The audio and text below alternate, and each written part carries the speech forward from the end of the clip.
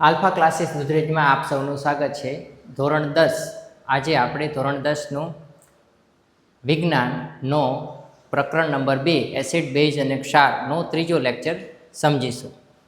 ચાલો, અગાઉના વિભાગમાં આપણે ક્ષાર વિશે વધુ માહિતી, બરાબર છે, તો ક્ષાર વિશે વધુ માહિતીમાં આપણે જોઈશું કે અગાઉના વિભાગમાં આપણે વિવિધ પ્રક્રિયાઓ દરમિયાન ક્ષારનું નિર્માણ જોયું છે. ચાલો આપણે તેમની બનાવટ, ગુણધર્મ અને ઉપયોગિતા વિશે સમજીએ. નીચે દર્શાવેલ ક્ષારના સૂત્ર લખો. ચાલો, તો આ સૂત્ર મેં તમને યાદ કરાવેલા હતા કે કેવી રીતે બનાવવાના.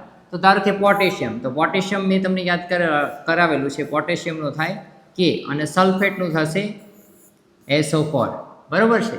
તો પોટેશિયમ સલ્ફેટ KSO4. પછી સોડિયમ સલ્ફેટ, તો સોડિયમ એટલે Na અને પહેલો અક્ષર કેપિટલ બીજો સ્મોલ અને સલ્ફેટ એટલે SO4. પછી કેલ્શિયમ સલ્ફેટ, તો CaSO4, બરાબર. પછી મેગ્નેશિયમ સલ્ફેટ, તો મેગ્નેશિયમ સલ્ફેટનું થશે MgSO4, બરાબર છે. પછી કોપર સલ્ફેટ, તો CuSO4. પછી છે સોડિયમ ક્લોરાઇડ, તો NaCl. પછી છે સોડિયમ નાઇટ્રેટ, તો સોડિયમ એટલે Na અને નાઇટ્રેટ એટલે NaNO3. પછી સોડિયમ કાર્બોનેટ, તો સોડિયમ એટલે Na, અહીંયા 2 આવશે અને કાર્બોનેટ માટે CO3, બરાબર છે. પછી એમોનિયમ ક્લોરાઇડ, તો એમોનિયમ તો NH4, મોટું નામ હોય તો 4, એમોનિયા હોય તો NH3 અને ક્લોરાઇડ માટે Cl, બરાબર છે.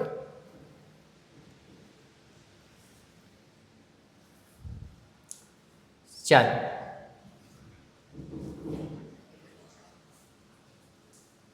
એવા એસિડ તથા બેઝની ઓળખ કરો જેમાંથી ઉપયુક્ત ક્ષાર પ્રાપ્ત થાય છે.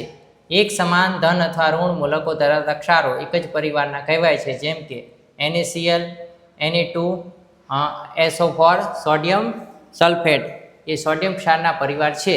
આ સૂત્ર ઉપર અહીંયા આપણે બગડો લખેલો નહોતો, તો એ ભૂલ તમે સુધારી લેજો. ક્ષારના પરિવાર છે. તેવી જ રીતે NaCl એટલે સોડિયમ ક્લોરાઇડ, KCl તો પોટેશિયમ ક્લોરાઇડ એ ક્લોરાઇડ ક્ષાર પરિવારના છે. આ પ્રવૃત્તિમાં આપેલ ક્ષારોમાં તમે કેટલાક પરિવારની ઓળખ કરી શકો છો. ચાલો, ક્ષારની pH. ચાલો, પ્રબળ એસિડ અને પ્રબળ બેઝના ક્ષાર pHનું 7 મૂલ્ય ધરાવતા તટસ્થ ક્ષારો છે. એટલે પ્રબળ એસિડ હોય અને પ્રબળ બેઝ હોય તો એ બેને તમે ભેગા કરો તો એનું મૂલ્ય થઈ જશે વચ્ચેવાળું 7. જ્યારે બીજી તરફ પ્રબળ એસિડ અને નિર્બળ બેઝના ક્ષાર pHનું 7 થી ઓછું મૂલ્ય ધરાવતા એસિડિક ક્ષારો હોય છે. તો પ્રબળ એસિડ હોય તો એ એસિડ તરફ રહેશે, એટલે થોડાક એ એસિડિક હશે. અને પ્રબળ બેઝ તેમજ નિર્બળ એસિડના ક્ષાર pH થી વધુ હશે તો પ્રબળ બેઝ હશે તો બેઝ તરફ જશે.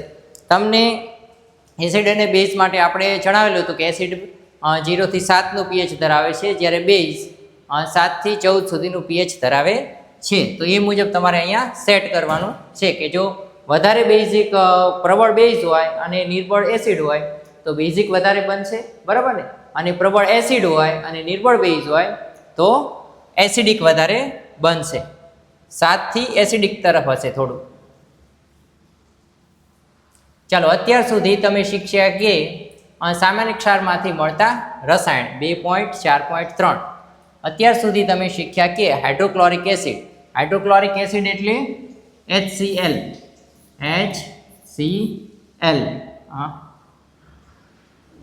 HCl સ્મોલ, બરાબર ને.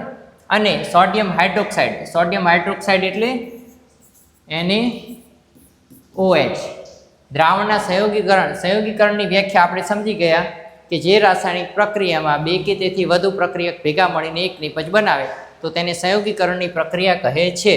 ઉદ્ભવતા ક્ષારને સોડિયમ ક્લોરાઇડ કહે છે. તમારો પ્રશ્ન આવશે કે સોડિયમ ક્લોરાઇડ કોને કહે છે, તો તમારે આ જવાબ લખવાનો કે હાઇડ્રોક્લોરિક એસિડ અને સોડિયમ હાઇડ્રોક્સાઇડના દ્રાવણના સંયોગીકરણથી ઉદ્ભવતા ક્ષારને સોડિયમ ક્લોરાઇડ કહે છે.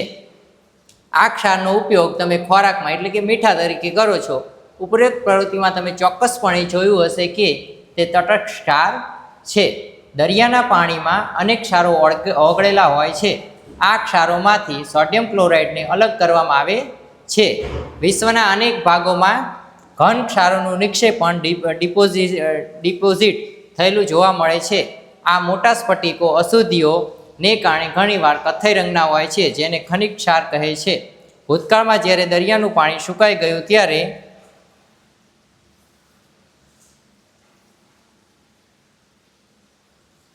ત્યારે ખનિજ ક્ષારના સ્તરો બન્યા. ખનિજ ક્ષારનું કોલસાની જેમ ખોદકામ કરવામાં આવે છે. તમે મહાત્મા ગાંધીજીની દાંડીકૂચ વિશે ચોક્કસપણે સાંભળ્યું હશે. શું તમે જાણતા હતા કે આપણા સ્વાતંત્ર્ય સંગ્રામમાં સોડિયમ ક્લોરાઇડ એટલે કે મીઠું, બરાબર, દાંડીકૂચમાં જે સત્યાગ્રહ આવે છે, મીઠાનો સત્યાગ્રહ, તેની વાત કરેલી છે. તો મીઠાને કહેવાય છે વિજ્ઞાનની ભાષામાં સોડિયમ ક્લોરાઇડ, NaCl અગત્યનું પ્રતીક હતું. ચાલો, મીઠું રસાયણો માટેની કાચી સામગ્રી. આમ આ રીતે પ્રાપ્ત થયેલ મીઠું દૈનિક ઉપયોગના અનેક પદાર્થો જેવા કે sodium hydroxide, baking soda, washing soda, bleaching powder અને અન્ય પદાર્થો માટે મહત્વની કાચી સામગ્રી છે. ચાલો આપણે જોઈએ કે એક જ પદાર્થ આ જુદા જુદા પદાર્થોની બનાવટમાં કેવી રીતે ઉપયોગી થાય છે.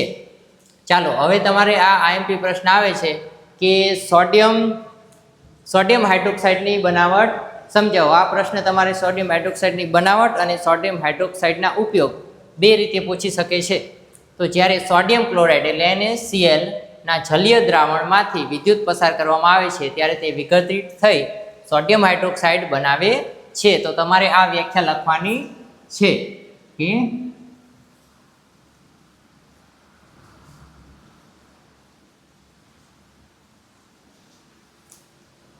આ વ્યાખ્યા તમારે લખવાની છે કે સોડિયમ ક્લોરાઇડના જલીય દ્રાવણમાંથી વિદ્યુત પસાર કરવામાં આવે છે ત્યારે તે વિઘટિત થઈ સોડિયમ હાઇડ્રોક્સાઇડ બનાવે છે. આ પદ્ધતિને ક્લોર આલ્કલી પ્રક્રમ એટલે પ્રક્રિયા કહે છે, કારણ કે તેમાં ઉત્પન્ન થતી નિપજો ક્લોર એટલે ક્લોરીન વાયુ છે અને આલ્કલી એટલે સોડિયમ હાઇડ્રોક્સાઇડ પાણીમાં દ્રાવ્ય છે. આલ્કલીની વ્યાખ્યા પૂછાશે કે પાણીમાં દ્રાવ્ય ધાતુને આલ્કલી ધાતુ કહે છે. તો એટલા માટે આનું બીજું નામ છે ક્લોર આલ્કલી પ્રક્રિયા. તો તમારે એવું પણ પૂછાઈ શકે કે ક્લોર આલ્કલી પ્રક્રિયા સમજાવો, તો પણ આ જવાબ લખવાનો, અથવા સોડિયમ હાઇડ્રોક્સાઇડની બનાવટ સમજાવો, તો પણ તમારે આ પ્રશ્નનો જવાબ લખવાનો છે. પછી આગળ સોડિયમ ક્લોરાઇડ 2H2O, તો પછી બને છે સોડિયમ હાઇડ્રોક્સાઇડ. ક્લોરીન વાયુ મુક્ત થાય છે અને હાઇડ્રોજન વાયુ મુક્ત થાય છે. એનોડ પર ક્લોરીન વાયુ મુક્ત થાય છે અને કેથોડ પર હાઇડ્રોજન વાયુ મુક્ત થાય છે. કેથોડ પાસેથી સોડિયમ હાઇડ્રોક્સાઇડ દ્રાવણ બને છે. આ પદ્ધતિમાં ઉદ્ભવતી ત્રણેય નિપજો ઉપયોગી છે. આકૃતિ 2.8 આ નિપજોની વિવિધ ઉપયોગિતા દર્શાવે છે. ચાલો, આ સોડિયમ હાઇડ્રોક્સાઇડની ક્લોર આલ્કલી પદ્ધતિની બનાવટ છે, બરોબર છે. એનોડ અને કેથોડ. એનોડ પ્લસ હશે, કેથોડ માઇનસ હશે, બરાબર છે. અને હાઇડ્રોજન વાયુ, તો કેથોડ ઉપર હાઇડ્રોજન વાયુ છૂટો પડશે અને એનોડ ઉપર ક્લોરીન વાયુ છૂટો પડશે, જ્યારે આની અંદર સોડિયમ હાઇડ્રોક્સાઇડનું દ્રાવણ ભેગું થશે. હવે બીજો તમારો આઈએમપી પ્રશ્ન છે, વિરંજન પાવડરની બનાવટ સમજાવો અને તેના ઉપયોગ જણાવો. તો તમે જાણો જ છો કે ક્લોરીન સોડિયમ ક્લોરાઇડના જલીય દ્રાવણના વિદ્યુત વિભાજન દ્વારા ઉદ્ભવે છે.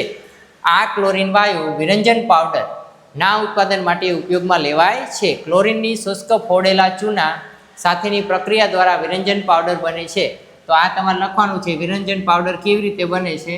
તો આ એનો તમારો જવાબ છે, ક્લોરીન વાયુની શુષ્ક ફોડેલા ચૂના સાથેની પ્રક્રિયા દ્વારા વિરંજન પાવડર બને છે. વિરંજન પાવડરને CaOCl, આને યાદ રાખવાની બોલવાની એક પદ્ધતિ છે કે ભાઈ CaOCl2 એવું તમે બોલશો તો તમને યાદ રહી જશે. CaOCl2 એવી રીતે વારંવાર બોલશો. વિરંજન પાવડર એટલે CaOCl2, વિરંજન પાવડર એટલે CaOCl2, એ રીતે તમે વારંવાર બોલશો તો તમને એ અણુસૂત્ર યાદ રહી જશે. અને આ અણુસૂત્ર વારંવાર પરીક્ષામાં પૂછાય છે કે વિરંજન પાવડરનું અણુસૂત્ર જણાવો. તો તમારે ખાસ યાદ કરી લેવાનું છે. તેમાં તેમ છતાં વાસ્તવિક સંઘટન ઘણું જટિલ છે.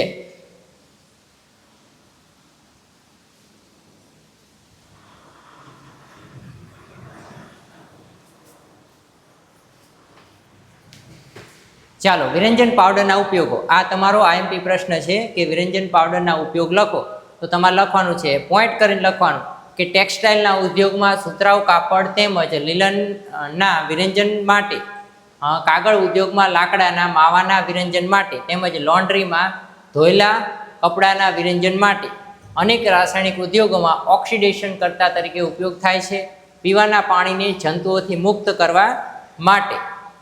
પછી છે બેકિંગ સોડા. તો રસોડામાં સ્વાદિષ્ટ કરકરા ભજીયા બનાવવા માટે સામાન્ય રીતે બેકિંગ સોડા વપરાય છે. કેટલીક વાર ઝડપથી ખોરાક રાંધવા માટે તે ઉમેરવામાં આવે છે. આ સંયોજનનું રાસાયણિક નામ સોડિયમ હાઇડ્રોજન કાર્બોનેટ અથવા સોડિયમ બાયકાર્બોનેટ. તમે એને બંને નામ આપી શકો છો, સોડિયમ હાઇડ્રોજન કાર્બોનેટ અથવા સોડિયમ બાયકાર્બોનેટ. અને આનું અણુસૂત્ર તમારે યાદ રાખવાનું છે. આ પણ વારંવાર પરીક્ષામાં પૂછાય છે કે સોડિયમ હાઇડ્રોજન કાર્બોનેટનું અણુસૂત્ર જણાવો અથવા સોડિયમ બાયકાર્બોનેટનું અણુસૂત્ર જણાવો. તો તમારે લખવાનું NaHCO3. સોડિયમ ક્લોરાઇડને એક કાચી સામગ્રી તરીકે વાપરીને તેનું ઉત્પાદન કરવામાં આવે છે. ચાલો, અહીંયા છે સોડિયમ ક્લોરાઇડ, પાણી, કાર્બન ડાયોક્સાઇડ અને NH3. તો પછી બને છે એમોનિયમ ક્લોરાઇડ અને સોડિયમ હાઇડ્રોજન કાર્બોનેટ. તો સોડિયમ હાઇડ્રોજન કાર્બોનેટની બનાવટ આવી રીતે થાય છે. પછી છે, શું તમે પ્રવૃત્તિ 2.14માં સોડિયમ હાઇડ્રોજન કાર્બોનેટની pH ચકાસી શું તમે સંબંધ સ્થાપિત કરી શકો છો કે શા માટે તેને એસિડના તટસ્થીકરણ માટે ઉપયોગમાં લેવાય છે? તે મંદ બિન ક્ષારણીય બેઝિક ક્ષાર છે.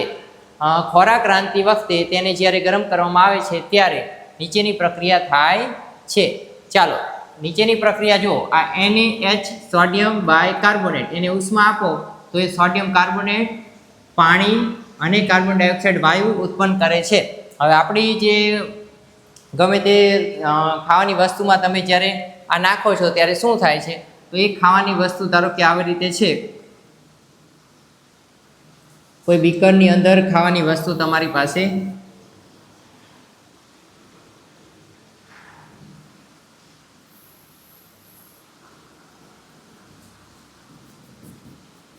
આવી રીતે છે, બરાબર છે. હવે જ્યારે આ વસ્તુ અંદર નાખો છો ને એને ઉષ્મા આપો છો ત્યારે કાર્બન ડાયોક્સાઇડ વાયુ હરેક જગ્યાએથી બહાર નીકળે છે. તો કાર્બન ડાયોક્સાઇડ વાયુ બહાર નીકળશે તો શું થશે? અહીંથી થોડોક, અહીંથી થોડોક, અહીંથી થોડોક, અહીંથી થોડોક આ ઉપર જવાનો પ્રયત્ન કરશે. તો હરેક અણુમાંથી એક અણુ કાર્બન ડાયોક્સાઇડ છૂટો પડશે. તો એ જ્યારે બહાર નીકળી જશે ત્યારે આ બધી જગ્યાએથી રસ્તો કરશે. અને રસ્તો કરશે એટલા માટે આ આખી જે ખાવાની વસ્તુ છે એ ફૂલાઈ જશે.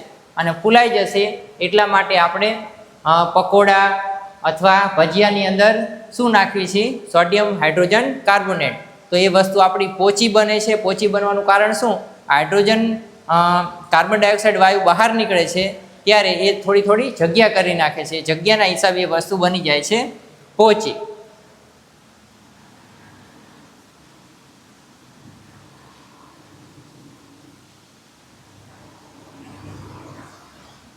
ચાલો, સોડિયમ હાઇડ્રોજન કાર્બોનેટ અનેક ઘરગથ્થુ ઉપયોગ ધરાવે છે. બેકિંગ સોડાના ઉપયોગ, એટલે કે આ જે સોડા છે સોડિયમ હાઇડ્રોજન કાર્બોનેટ, એના ઉપયોગ આ પણ તમારે વારંવાર પરીક્ષામાં પૂછાય છે. તો તમારે ફરજિયાત યાદ રાખવાનું છે કે બેકિંગ સોડા એટલે કે સોડિયમ જો આ નામ પણ યાદ રાખવાનું કે બેકિંગ સોડા કોને કહે છે? તો સોડિયમ હાઇડ્રોજન કાર્બોનેટ અને ટાર્ટરિક એસિડ જેવા મંદ ખાદ્ય એસિડનું મિશ્રણ બેકિંગ પાવડરની બનાવટમાં વપરાય છે. જ્યારે બેકિંગ પાવડરને ગરમ કરવામાં આવે છે અથવા પાણી સાથે મિશ્ર કરવામાં આવે ત્યારે નીચે પ્રકારની પ્રક્રિયા થાય છે. સોડિયમ હાઇડ્રોજન કાર્બોનેટ અને પાણી અથવા કોઈ એસિડના HIL. તો શું બને છે? કાર્બન ડાયોક્સાઇડ, પાણી અને એસિડનો સોડિયમ ક્ષાર. પ્રક્રિયા દરમિયાન ઉત્પન્ન થતા કાર્બન ડાયોક્સાઇડના કારણે પાઉં અથવા કેક ફૂલે છે અને નરમ તેમજ પોચી બને છે. તો સોડિયમ હાઇડ્રોજન કાર્બોનેટ એન્ટાસિડ. તો એન્ટાસિડ એટલે આપણા પેટમાં જે વધારાનો એસિડ ઉત્પન્ન થાય છે એને તટસ્થીકરણ કરવા માટે જે બેઝ વપરાય છે તેને એન્ટાસિડ કહે છે. એ આપણે આગળ ભણી ગયા છીએ. તો એન્ટાસિડનો પણ એક ઘટક છે.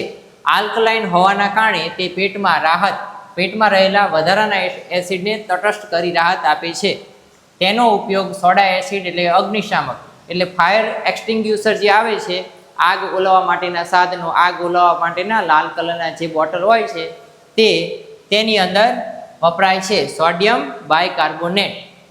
પછી છે વોશિંગ સોડા, એ સોડિયમ ક્લોરાઇડ. હવે એની તમને પૂછશે કે ભાઈ આની રચના અને આના ઉપયોગ જણાવો, તો તમારે એ બંને લખવાના છે કે સોડિયમ ક્લોરાઇડમાંથી પ્રાપ્ત થઈ શકતું અન્ય રસાયણ સોડિયમ કાર્બોનેટ, અને આને આપણે કહીશું વોટર ઓફ ક્રિસ્ટલાઇઝેશન એટલે કે પાણીના અણુ. 10 એક સોડિયમ કાર્બોનેટની અંદર 10 પાણીના અણુ જોડાયેલા હશે. તમે ઉપર જોયું છે કે બેકિંગ સોડાને ગરમ કરવાથી સોડિયમ કાર્બોનેટ પ્રાપ્ત થઈ શકે છે. સોડિયમ કાર્બોનેટનું પુનઃસ્ફટિકરણ કરવાથી ધોવાનો સોડા મળે છે, તે પણ બેઝિક ક્ષાર છે. આ એનું સમીકરણ છે. સોડિયમ કાર્બોનેટ પાણી તો બની જાય છે આ ભેગું થઈને સોડિયમ, આ વોટર ઓફ ક્રિસ્ટલાઇઝેશન એની હારે આટલા અણુ પાણીના જોડાઈ જાય છે. ચાલો, 10H2O એટલે એવું દર્શાવે છે કે ભાઈ આ પદાર્થની અંદર એક અણુમાં 10 પાણીના અણુ જોડાયેલા હશે. શું તે Na2CO3 ને ભેજયુક્ત બનાવે છે? હા, આપણે આ પ્રશ્નનો પછીના વિભાગમાં મેળવીશું. સોડિયમ કાર્બોનેટ અને સોડિયમ હાઇડ્રોજન કાર્બોનેટ અનેક ઔદ્યોગિક પ્રક્રમો માટે ઉપયોગી રસાયણો છે. વોશિંગ સોડાના ઉપયોગ, હવે આ તમારે યાદ કરવાના છે. વોશિંગ સોડાના ઉપયોગ પેપરમાં ખાસ પૂછાતા હોય છે કે વોશિંગ પાવડરના ઉપયોગ જણાવો, વોશિંગ સોડાના ઉપયોગ જણાવો. તો સોડિયમ કાર્બોનેટ એટલે કે ધોવાનો સોડાનો ઉપયોગ કાચ, સાબુ, કાગળ ઉદ્યોગમાં થાય છે. તેનો ઉપયોગ બોરેક્સ જેવા સોડિયમ સંયોજનોની બનાવટમાં થાય છે. સોડિયમ કાર્બોનેટનો ઉપયોગ ઘરોમાં સફાઈના હેતુ માટે થાય છે. તેનો ઉપયોગ પાણીની સ્થાયી કઠિનતા દૂર કરવા એટલે જ્યાં કઠોર પાણી હોય, જેને ભારે પાણી કહે છે, એ જગ્યાએ એનો ઉપયોગ થાય છે. શું ખરેખર ક્ષારના સ્ફટિક શુષ્ક હોય છે?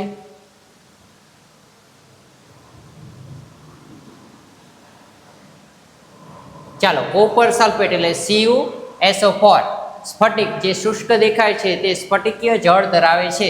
જ્યારે આપણે સ્ફટિકને ગરમ કરીએ છીએ ત્યારે આ પાણીના અણુ દૂર થાય છે અને ક્ષાર સફેદ રંગનો બને છે. જો તમે સ્ફટિકને ફરીથી પાણીથી ભીના કરશો તો તમે જોશો કે સ્ફટિકનો ભૂરો રંગ પાછો દેખાય છે. સ્ફટિક જળ ક્ષારના 1 એકમ સૂત્રમાં રહેલા પાણીના અણુઓની ચોક્કસ સંખ્યા છે. કોપર સલ્ફેટના 1 એકમ સૂત્રમાં પાણીના 5 અણુ હાજર હોય છે. તો CuSO4.5H2O બરાબર છે. તો આ છે વોટર ઓફ ક્રિસ્ટલાઇઝેશન. પહેલામાં 10 હતા, તો આની અંદર 5 પાણીના અણુ હશે. હવે તમે તે પ્રશ્નનો ઉત્તર આપી શકશો કે Na2CO3 સોડિયમ કાર્બોનેટ ભીનો છે કે નહીં? હા, જે જગ્યાએ H2O આવશે તે ભીનો હશે. પછી આગળ અન્ય એક સ્ફટિકીય જળ ધરાવતો ક્ષાર જીપ્સમ છે. જીપ્સમનું અણુસૂત્ર તમારે વારંવાર પૂછાતું હોય છે, તો તમારે યાદ કરી લેવાનું છે. જીપ્સમનું અણુસૂત્ર આ છે CaSO4 2H2O. તે સ્ફટિકીય જળ સ્વરૂપે આમાં 2 પાણીના અણુ હશે, પાણીના અણુઓ ધરાવે છે. તેનું સૂત્ર CaSO4 2H2O છે. ચાલો આપણે આ ક્ષારનો ઉપયોગ જોઈએ. તો જીપ્સમ છે એ પ્લાસ્ટર ઓફ પેરિસ બનાવવા માટે વપરાય છે. હવે આપણે પ્લાસ્ટર ઓફ પેરિસ, આ પણ તમારી ટૂંક નોંધ પૂછાય છે કે પ્લાસ્ટર ઓફ પેરિસ ની બનાવટ લખો અથવા તેના ઉપયોગ જણાવો. તો તમારે પૂરેપૂરું લખવાનું છે. શું લખવાનું છે કે પ્લાસ્ટર ઓફ પેરિસ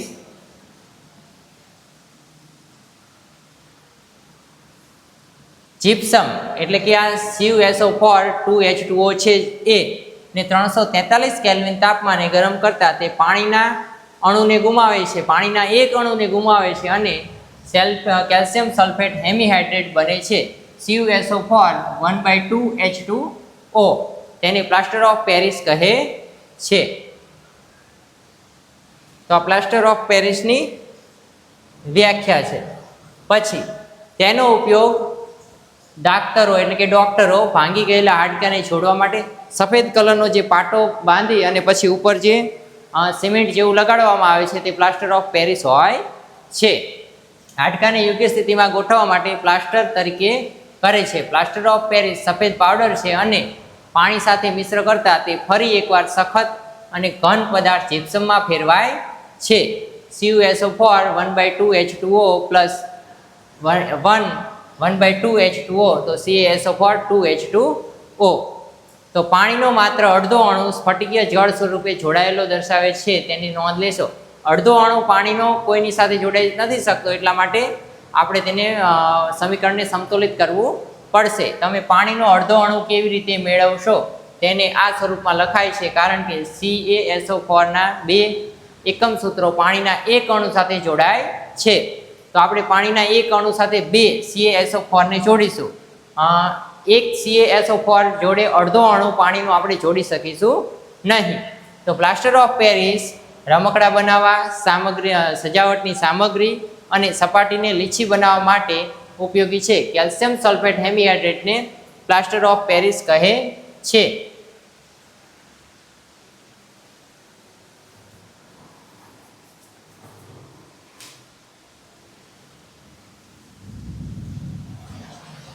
ચાલો આ પ્રકરણ આપણે આજે અહીંયા સમાપ્ત કરીશું અને આ પ્રકરણના બધા જ પ્રશ્નના જવાબ મોસ્ટ આઈએમપી છે અને એ બધા જ આપણે પ્રશ્ન એકથી લખીશું.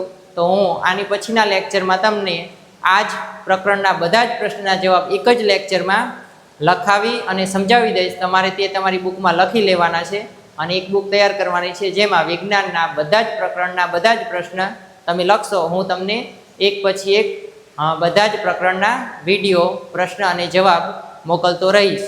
તો આલ્ફા ક્લાસીસ વતી આપ સૌનો આભાર. અને બંને લિંક તમને ખ્યાલ જ છે કે ડાબી બાજુ આપણે આવનાર વિડીયોની લિંક અને જમણી બાજુ પાછળના વિડીયોની લિંક ઉપર આપેલી છે.